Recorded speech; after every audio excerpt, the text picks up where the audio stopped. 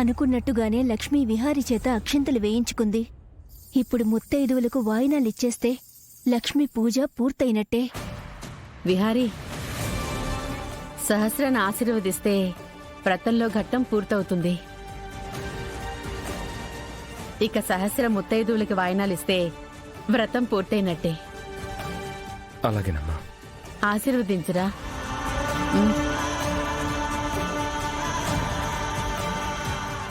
అయ్యో, అక్షింతల్లేవా?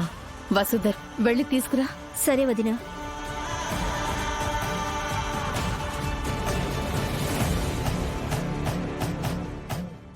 విహారీ, సహస్రాన్ని ఆశీర్వదించు. రామ్మా.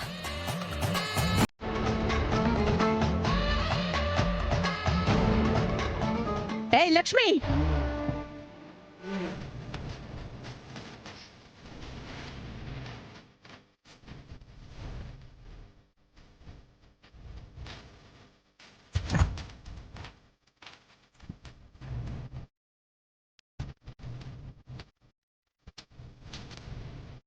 ఏంటి ఈ అక్షింతలు ఇక్కడ? ఏం చేస్తున్నావు ఇక్కడ?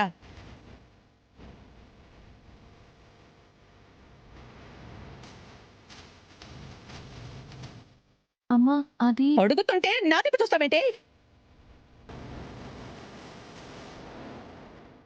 పైనుంచి పడ్డాయక్క. పైనుంచి పడిన అక్షంతలు దాని మీదే పడ్డాయి కదా పిన్ని. ఆ మాత్రం సోయి లేకుండా అలా ఎలా ఉంటుంది?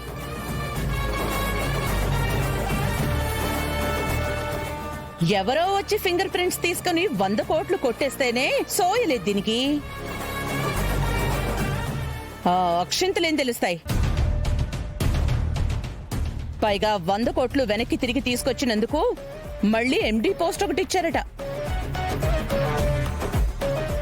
నామం చూస్తావంటే క్లీన్ చెయ్యి. లక్ష్మి, నువ్వు గుడికి వెళ్తానన్నావు కదా, నువ్వెళ్ళు. నేను పండు చేత క్లీన్ చేయిస్తానులే.